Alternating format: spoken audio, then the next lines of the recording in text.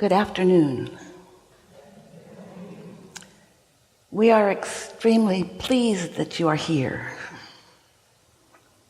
It is good to come together for the purpose of co-creating, yes?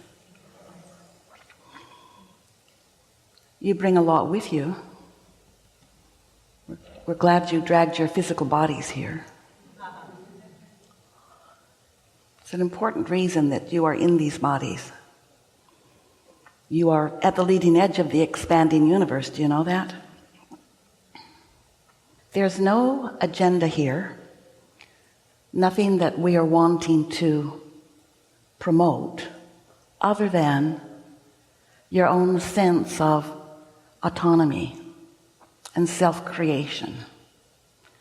We want you to understand the laws of the universe, which in large part you already do understand as you experience. Most don't understand, but you experience the laws of physics. You know about gravity, which is steady, and inertia, which is steady. These physical characteristics of where you live that you understand and then work within. And so here we are talking about more of those things together, and we are appreciating your willingness to explore your environment and to think and see and feel and prefer and not prefer and create. And we especially enjoy your figuring out how what you're doing as leading edge creators fits in with all that is. It's such a wonderful thing when you get it, that you are a vibrational being in a vibrational universe, and that vibration is what it's all about. Not words, not action, not opinions and rights and wrongs, although all of that's part of your choosing process. But you live in a universe that is based upon attraction. You are outputting a vibration based on a whole lot of things. Most are not doing it on purpose. Most are just reacting to things. And as you emit your vibration, the law of attraction matches you up. And during that process, you become more and more and more clear about what you prefer. In other words, there are two ways for you to know what we're talking to you personally, what your individual output is. One is, it comes back to you in many, many different varieties. It comes back to you in the form of ideas and comments from others and life experiences and manifestations of all nature. It comes back to you. It shows you. It matches your output. And you can also know what your vibrational output is because you have a guidance system, an inner being, who, when you, the consciousness that you know is you, the personality that you know is you, came forth into this physical human time and space, the inner being part of you, that eternal part of you, remained non-physically focused, vibrationally in alignment with all that you have become, the loving, pure positive energy being that is you. So that you, as you are sifting and sorting and deciding, can feel your relationship with that larger eternal part of you. And so that second way that you know what your point of attraction is by the emotion that you are feeling moment by moment. If you feel wonderful, your take on what you're holding as your object of attention is so close to that of your inner being that there is a resonance, a harmony. There's a calibrated frequency that feels like love and well-being and enthusiasm and passion to you. But when you feel fear or sad or worry or any of those things that don't feel good to you, you can know that your inner being is looking at the same thing that you're looking at. but feeling different than the way you are feeling as you look at it. And so as you decide that most of all you care how you feel, because how you feel is your awareness of your resonance and harmony with the larger part of you, that part that you have long known, that part that you can absolutely trust. But most humans are sort of flying blind to that. You've been feeling your whole life because your guidance system has been in place your whole life, but you've not known about it clearly. And so most of our physical human friends are offering your vibration based upon what you're observing, and you're not observing deliberately. So your guidance system works really, really well for you. And that's really what we're here all day, every day to talk with you about.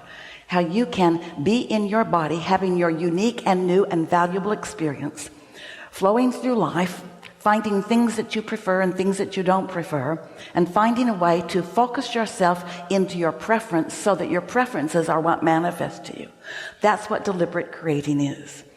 We've been talking to you a long time about this. There are 3 steps basically. The first step is you ask. That's what contrast around you helps you do. When you know what you don't want, you know what you do want, even if you can't put words to it. Esther was pondering the other day, fear, what words are on the other end of that stick? And it's sort of hard to define opposite of fear. You know what fear feels like, so maybe the other end of it is secure or stable or sure.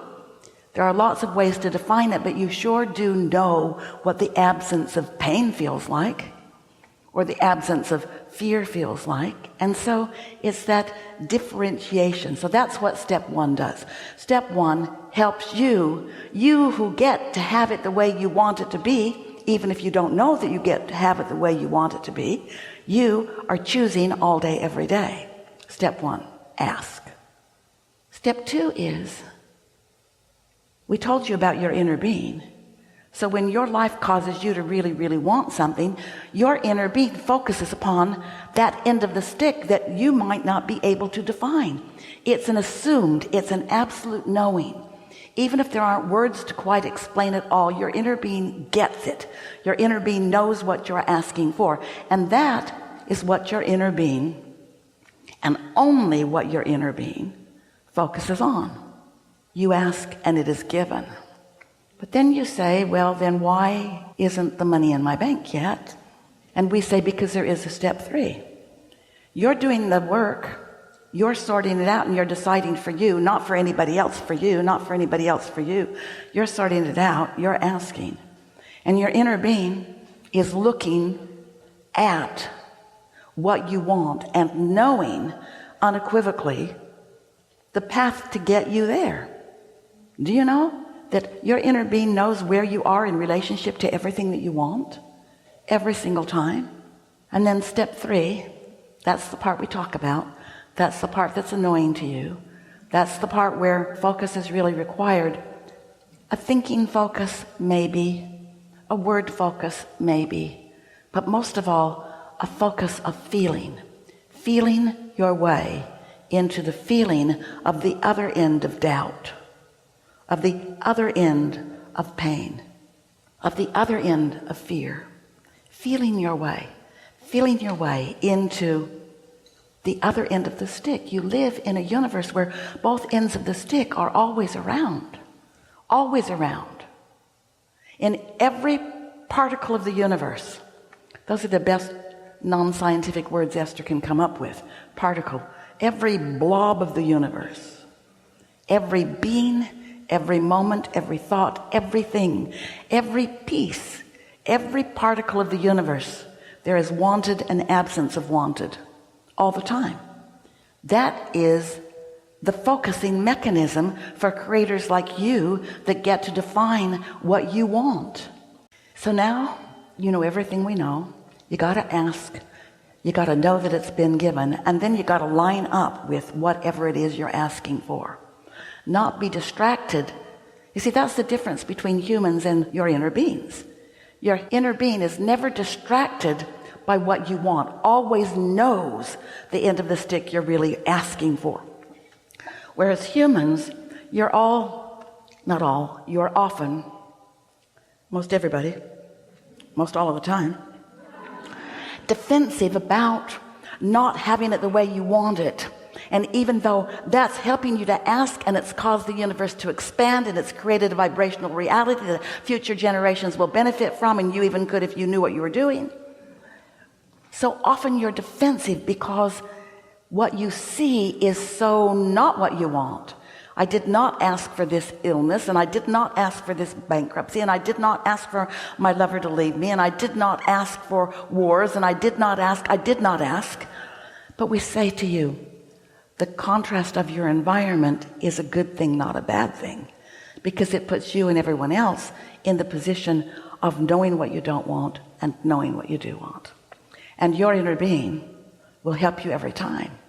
But you've got to know how to access the power of non-resistance. And justifying or explaining or pushing hard against things is practicing the art of resistance. It's not practicing the art of allowing. You got to get into the allowing mode. Sometimes you think, and we don't blame you, it sounds like what we teach you, that you can be or do or have anything that you want. And sometimes that sounds to you like that means that you get to boss other people around, because that's satisfying, let's just face it. But when you need something or someone to be different than it is in order for you to feel good, you're in a bind, because you live in a time and space reality where everyone gets to choose, and you get to practice the art of choosing and aligning with your choice, not aligning with the reason that you made that choice. That's what justifying is. That's what defending is. That's what pushing against is. That's what resistance is. That's what depriving yourself of what you want is. It can be really simple. If you know what you don't want, you know what you do want, and then just talk about that. But you are intellectuals, and you are thinkers, and you're wanting to sort all things out with thought. And we get that. We get that. It is satisfying to communicate, isn't it? And communication, words, are the way that you get others to calibrate to you. We get that. We get why that can feel satisfying to you. It's just not your primary intention. It's not what you planned. It's a little bit like, and this is really a terrible analogy, but we like it so much. It's like someone decides that they're going to do everybody a favor and vacuum the living room, and they want credit for it, so they're really going to go at it with gusto. So they go drag the big old monster machine out of the closet, and they move it all around the room. They're sweating, they're huffing and puffing, they're bending down, they're getting under things. Oh, they are so impressive. But they didn't plug it in. They missed that one part.